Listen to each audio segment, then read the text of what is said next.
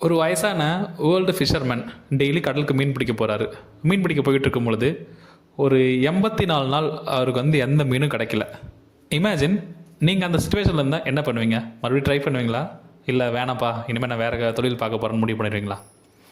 Hi everyone, welcome to portion tax.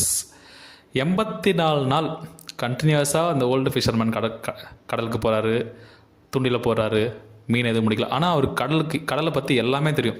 மீன் எப்படி பிடிக்கிறது, எங்கே போனால் மீன் இருக்கும், எங்கே போனால் மீன் இருக்காது, எல்லாமே தெரியும். ஆனால் வந்து அவருக்கே 84 நாளாக மீன் கிடைக்கவே இல்லை. காலைல போகிறாரு, வெறுங்கையோட திருப்பி வராரு. சாயந்தரம் மறுபடியும் காலைல போகிறாரு, வெறுங்கையோட திருப்பி வராரு. இந்த மாதிரி 84 நாள் போகுது. அவர் ஒரு வில்லேஜ் சைடு இருக்காரு. அந்த வில்லேஜில் எல்லாமே வந்து இவர் வந்து அன்லக்கி, அவ்வளோதான், வயசாகிடுச்சு, இவருக்கு வந்து எல்லாமே இல்லை, எதுவுமே இல்லை, அன்லக்கின்னு சொல்லிட்டு அவர் அவாய்ட் பண்ணிடுறாங்க.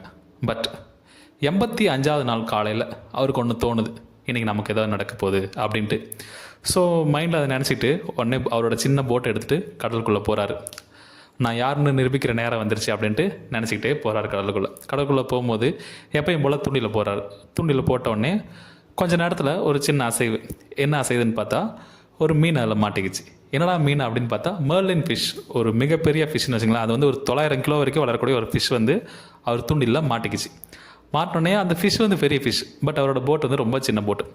1 நாள் 2 நாள் 3 நாள் போராடி அந்த ஃபிஷ்ஷை வந்து கொண்டுறாரு.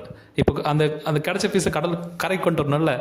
ஸோ அவரோட போட் வந்து ரொம்ப சின்ன போட்டு. ஸோ என்ன பண்ணுறதுன்னு யோசிச்சுட்டு இருக்கும்போது ஒரு கயிறை எடுத்து அந்த ஃபிஷ்ஷை வந்து அந்த போட்டில் கட்டிடுறாரு, தண்ணியிலே இழுத்துட்டு வராரு. ஸோ நினச்சார், அப்பாடா ஒரு வழியாக நம்ம வந்து 85வது நாள் வந்து நமக்கு ஃபிஷ் கிடச்சிருச்சு அப்படின்னு சந்தோஷத்தில் வரும்போது தான் அவருக்கு ரியலான ப்ராப்ளம் ஸ்டார்ட் ஆகுது. என்ன ப்ராப்ளம் அப்படின்னா, இவருக்கு தண்ணியில் இழுத்துட்டு வரல அந்த ஃபிஷ்ஷை சாப்பிட்றதுக்கு அந்த கடலில் இந்த சுறா மீன் எல்லாமே சுற்றிருச்சு. ஃபஸ்ட்டு இந்த மெர்லின் ஃபிஷ்ஷோட போராடினார். இப்போ வந்து அந்த சுறா மீன்கிட்டருந்து அவர் பிடிச்ச மீனை பாதுகாக்கணும். இவரும் போராடுறாரு, ரொம்ப டயர்டாகிட்டார். 3 நாளாக கடலில் இருந்துட்டார். டயர்டாகிட்டு ஒரு வழியாக கரைக்கு வந்துடுறாரு. கரைக்கு வரும்போது வெறும் எலும்பு கூடோட தான் வராரு. அதாவது அவர் பிடிச்ச மீனோட எலும்பு கூடோட மட்டும்தான் வராரு. இப்போது அவர் வந்து ஃபிசிக்கலாக வந்து தோற்றுருக்கலாம், பட் மென்டலி 84 நாளுக்கு அப்புறம் ஒரு ஃபிஷ் அவருக்கு கிடச்சிருக்கு, அதுவும் பெரிய ஃபிஷ்.